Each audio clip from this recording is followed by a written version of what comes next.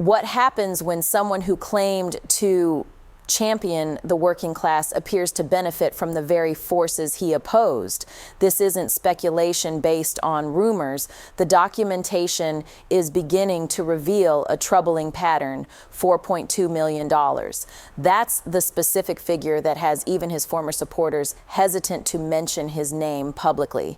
JD Vance, marketed as the authentic voice of American workers, the individual who constructed his public image around discussions of hardship, economic struggle, and forgotten communities, now faces allegations of receiving substantial payments from the establishment he claimed to oppose. These $4.2 million in consulting fees, political contributions, and covert financial arrangements somehow avoided appearing in official disclosure documents. Let's pause here for reflection, because that number represents more than typical political donations. This isn't money for household expenses or campaign operations. This represents funding capable of influencing policy decisions and potentially securing silence from critics. Which nation are you viewing this from tonight? Whether you're in the United States, Canada, the United Kingdom, or Australia, political corruption transcends borders. It only requires officials who stop serving constituents and begin serving powerful interests. This controversy didn't explode dramatically. It emerged gradually through subtle details in financial reports that initially went unnoticed, contributions with questionable timing, and companies with questionable legitimacy. As investigators examined these elements more closely, the situation appeared increasingly problematic. Payments flowing in various directions, consulting fees being redirected, and political favors forming a recognizable pattern. The response will likely claim everything was completely legal, that every dollar was properly disclosed, and all required forms were filed correctly. However, experience with political finance investigations shows that the most problematic arrangements typically operate within legal boundaries while exploiting loopholes. JD Vance appears to be utilizing these legal technicalities in ways that contradict his stated principles of public service. I've reviewed his campaign speeches and public promises. He discusses protecting overlooked workers, families struggling with grocery costs, veterans awaiting health care, and seniors managing fixed incomes. Yet how can someone claim to advocate for these groups while accepting millions from corporate interests? You cannot genuinely support working people while your financial interests align elsewhere. This reveals the fundamental betrayal involved. It's not merely the financial amounts involved, but the violation of trust. He didn't just receive $4.2 million. He compromised the confidence of every person who believed that finally someone from their background had achieved political influence to represent them. However, the reality shows he didn't join the political establishment to represent them. He joined to benefit from it. The most concerning aspect is how this arrangement nearly remained hidden, because this represents more than another political scandal. It demonstrates how corruption disguises itself as leadership. It reveals how easily politicians sell out when they believe no one is watching. However, I am watching, and now you are too. Let's examine the documented evidence. I don't work with rumors or speculation. I present concrete proof. Here's what the financial trail demonstrates. Over the past 18 months, JD Vance's name appears across various political contributions, consulting payments, and donations that remained undisclosed until recently. An accountability organization, Citizens for Government Accountability, first identified irregularities. They discovered multiple identical contributions routed through companies appearing to lack legitimate business operations. No websites, no employees, no business history, only postal addresses and electronic transfers. When you trace this money trail, it resembles a complex maze, but careful examination reveals it consistently leads to the same destination: political influence. A political action committee based in Columbus reported a strategic advisory fee of $1.3 million directly connected to a consulting firm established only 6 months before receiving this payment. This firm was owned by a longtime Vance associate. An additional $800,000 appeared in event coordination from an organization listing its address as, surprisingly, the same building housing Vance's campaign headquarters. The timing becomes particularly interesting striking when examined closely. Every major payment aligns almost exactly with significant legislative decisions. Votes on tax reductions, energy subsidies, and campaign finance exemptions represent the types of legislation that benefit lobbyists while burdening taxpayers. I'm not suggesting this money constituted direct bribery, but I am stating it wasn't charitable giving because when you analyze the pattern of these transfers, it's not coincidental. It's systematically coordinated. The money didn't simply flow randomly. It was strategically directed toward political influence. That's how this system operates. These organizations depend on public inattention. Political action committees route money through nonprofits. Nonprofits channel funds to consulting firms. Firms provide strategic advisory services. Suddenly, after $4.2 million has transferred, the documentation disappears into legal loopholes. What makes this approach particularly bold is its visibility. They'll claim it's completely legal. They'll describe it as standard practice. However, if it's so standard, why conceal it? Transparency doesn't concern honest individuals. It concerns those who built careers pretending to be something different from their true nature. Outsiders, reformers, truth tellers.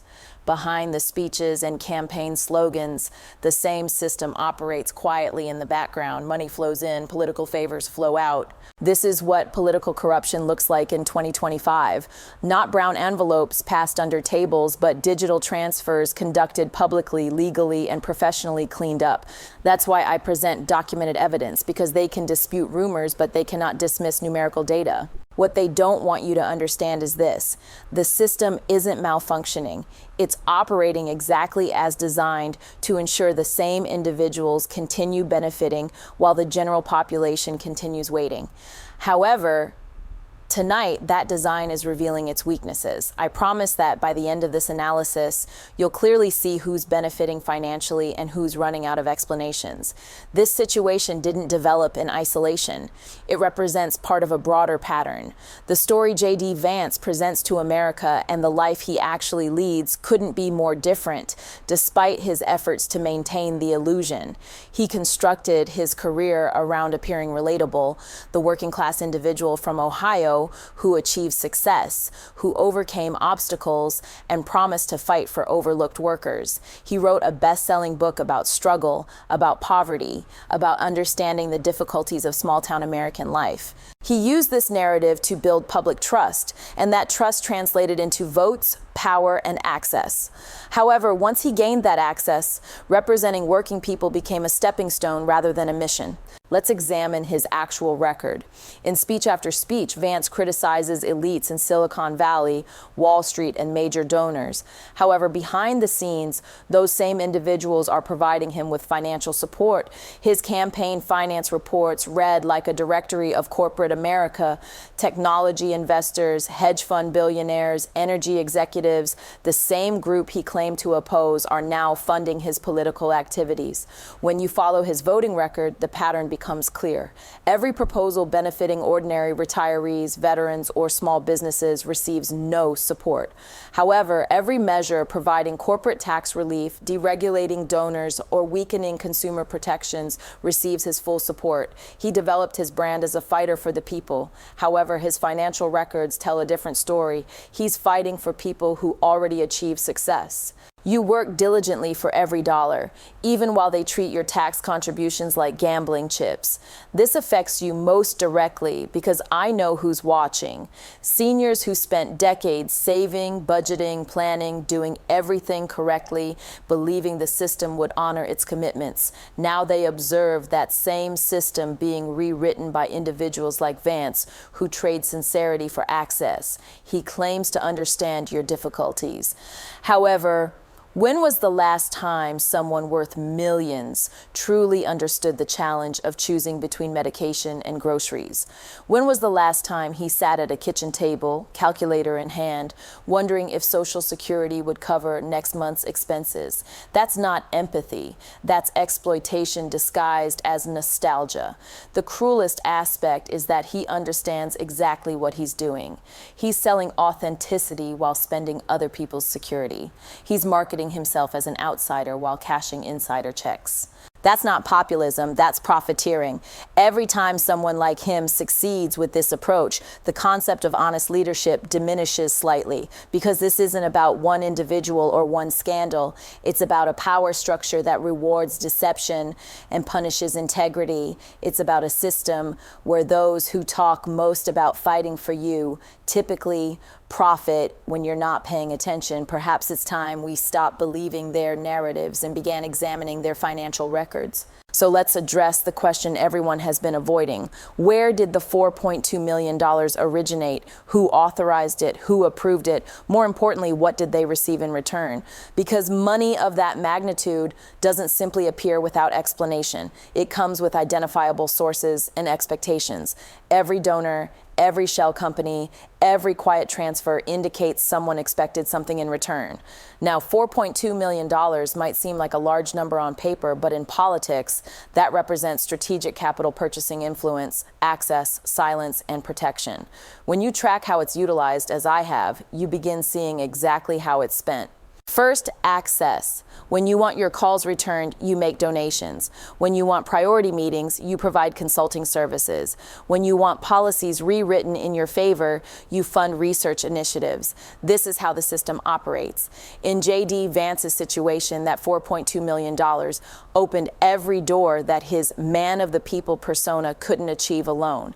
Second, voting influence, because once that level of funding begins flowing, voting decisions stop being about principles and start being about convenience.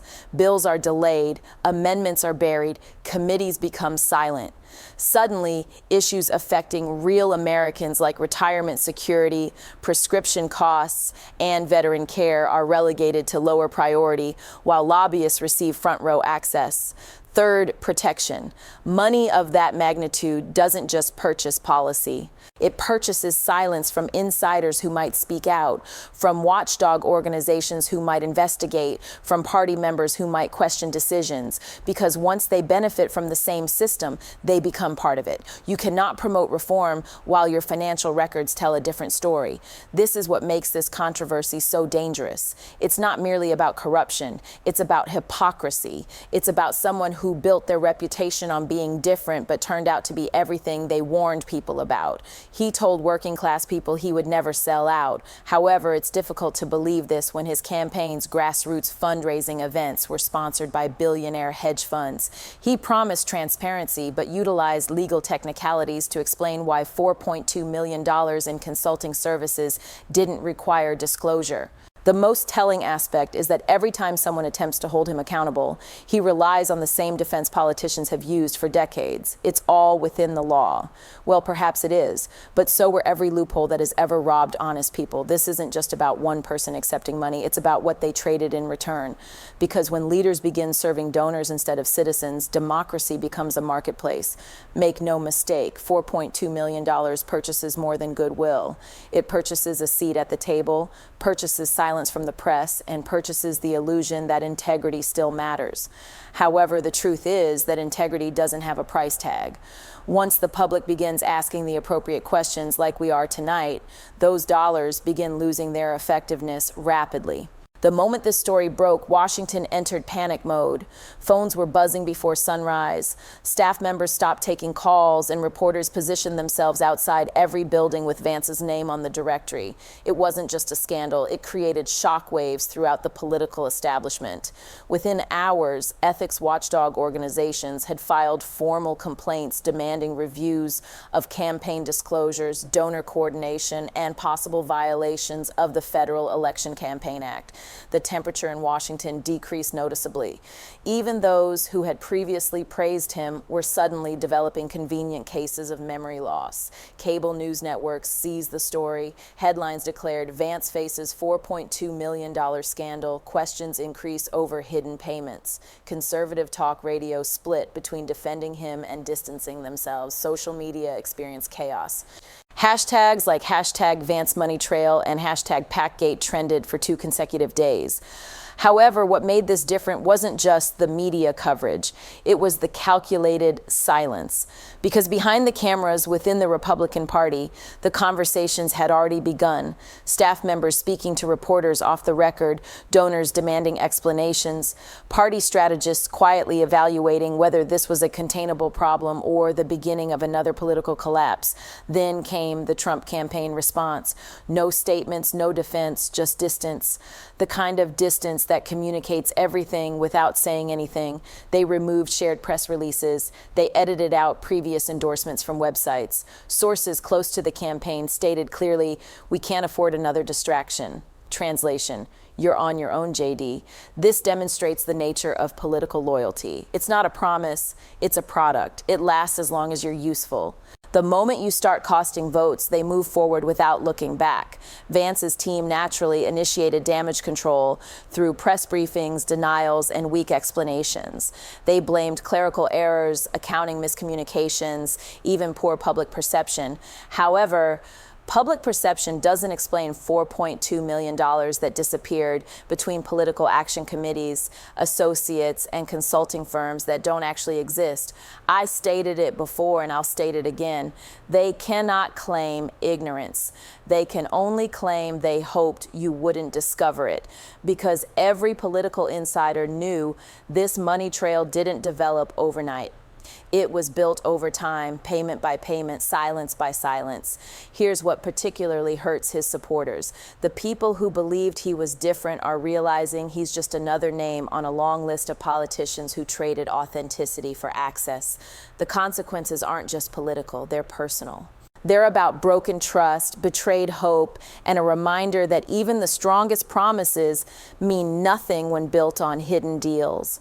As the headlines continue, one truth remains more significant than the rest. You cannot eliminate corruption while participating in the same system. Here's where the situation becomes critical, because this story, this controversy, this $4.2 million situation isn't just about politics. It's about you. It's about the system you worked your entire life to build, and how people like JD Vance utilize it like a personal banking system. See, when a politician accepts that kind of money from political action committees, lobbyists, and corporate donors, it's not without cost. Those checks don't come with thank you notes, they come with expectations. And those expectations become written into laws affecting your retirement, your health care, your cost of living. Because when corporate interests begin making decisions, guess who stops getting representation? You do. You gave your trust, and they treated it like an investment opportunity.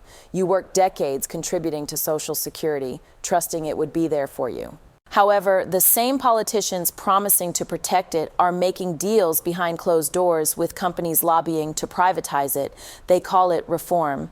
But you understand what reform means in Washington. It means risk, and you're the one carrying it. This isn't theoretical. Once donor money becomes the foundation of a politician's power, every policy decision becomes a transaction. Those small technical changes they include in legislation represent how they move your safety net closer to collapse.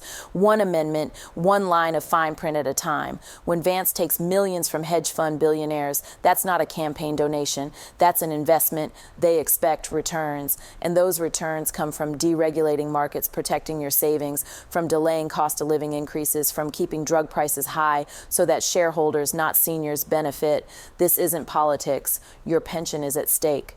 Every time you hear a politician say we need to modernize Social Security or give people more freedom to manage their retirement, what they're really saying is, let's put your life savings into the same system that made us rich. When it collapses, they won't lose a single dollar, but you'll see millions of retirees wondering how their golden years turned into survival mode.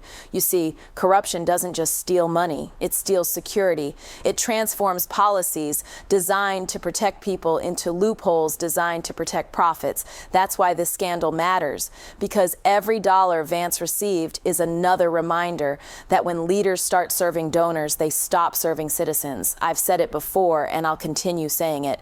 This isn't about left or right, it's about right and wrong. Because if we let them keep profiting while seniors keep losing ground, we'll lose the very foundation that made this country work. Fairness, transparency, accountability. And that's not something any of us can afford to abandon. Right on schedule, here comes the spin cycle. You can almost set your watch to it. The moment a story like this breaks, the media machine activates at full speed. They begin cleaning up, covering up, reframing anything to make you doubt what you just observed. One network calls it a misunderstanding. Another states the facts are unclear. Suddenly, the $4.2 million scandal becomes a paperwork issue. You've seen this before. The same script, just a different actor. They'll bring out analysts claiming this is overblown or that both sides do it. They'll tell you the timing is political, the sources are biased, the outrage is exaggerated. Anything to divert your attention from the numbers, from the receipts, from the pattern visible in plain sight. The worst part is that it works because they depend on people being too tired to follow the money, too frustrated to question the coverage. That's how narrative manipulation survives. However, I've learned something from observing how this game operates. If you watch long enough, you'll notice the louder they deny it, the truer it probably is. Because if it really wasn't true, they wouldn't have to spend millions defending it. They wouldn't need round-the-clock coverage, press statements, and crisis consultants rewriting every headline. Think about it. They never spin stories that don't matter. They spin the ones that hurt, and right now this one hurts because it doesn't just expose one person's greed. It exposes how the system protects him. They'll turn this into a partisan witch hunt, hoping you'll pick a side instead of asking a question. But this isn't about sides, it's about stakes, your stakes. Because when the powerful get caught, they don't reach for the truth, they reach for distraction. But here's the thing about distraction, it fades. The truth doesn't. It just waits quietly, patiently, for people like you to notice that the story they're not promoting is the one that matters most.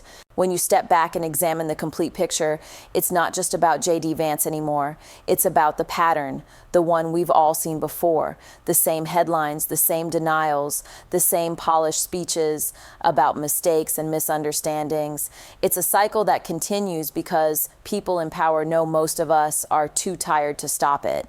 But we need to discuss what this really means, not just in dollars and politics, but in values, because every time a politician accepts questionable money and calls it a donation, every time they bend the rules and call it strategy, something in our democracy weakens. That's not just corruption, that's moral decay. We've reached a point where lying isn't disqualifying, it's expected, where being caught red-handed doesn't end a career, it just launches the next campaign. Somewhere along the way, too many people decided that's just how politics works, but that's the problem, isn't it? We can't clean up politics until we stop excusing the dirt, because every time we shrug it off, every time we say, well, they all do it, we give them permission to continue, and that's not cynicism, that's surrender. But here's the truth they never count on. People still care. You still care. You care about honesty, about fairness, about the kind of country you want to leave behind for your children and grandchildren. And that caring, that's power. Because the one thing corruption fears most isn't exposure, it's accountability. And that doesn't come from headlines or hashtags. It comes from people like you staying alert, asking questions, refusing to let them spin this into another footnote. The system only wins when good people stop paying attention. But when awareness spreads, when people connect the dots between scandals like this and the bills that raise their taxes or the policies that reduce their pensions, that's when change begins. Hope isn't naive. Hope is necessary because awareness without action is just frustration. But awareness with action, that's power. And we still have that, the power to demand answers, the power to expect transparency, the power to vote for integrity, not image. I've seen too much to believe corruption is invincible. I've also seen too many moments just like this one, when people wake up and realize the system only looks unbeatable until you start beating it one truth at a time. So maybe this scandal isn't just another story. Maybe it's a reminder that we deserve better, that we can do better, and that the fight for clean politics doesn't start in Congress. It starts in conversations like this with people who still believe truth matters more than power. You built your life on honesty, on the idea that your word matters, that your work means something, and that decency isn't weakness, it's strength. Don't let them convince you it's optional, because that's what corruption feeds on. The lie that dishonesty is just how the game is played. The moment we accept that, the moment we stop expecting integrity from the people we elect, is the moment we lose the country we built. And I know you've seen it all before. You've watched good people fade out of public life while the loudest and greediest stay in. You've seen promises made and broken so often they start to sound identical. But that's exactly why your voice still matters. And because you remember when honesty wasn't negotiable. You understand what it means to build something from the ground up, to work for every dollar, every home, every hope. That's not just a generation, that's a legacy, and it deserves leaders who respect it. So stay vigilant. Ask questions. Don't just listen to what they say. Follow what they sign, what they spend, and who they stand beside when the cameras turn off. Because leadership without accountability isn't leadership at all. It's entitlement wearing a flag pin. This $4.2 million scandal isn't just about one person's greed. It's about a system that hopes you'll be too distracted to notice, but you noticed. You always do.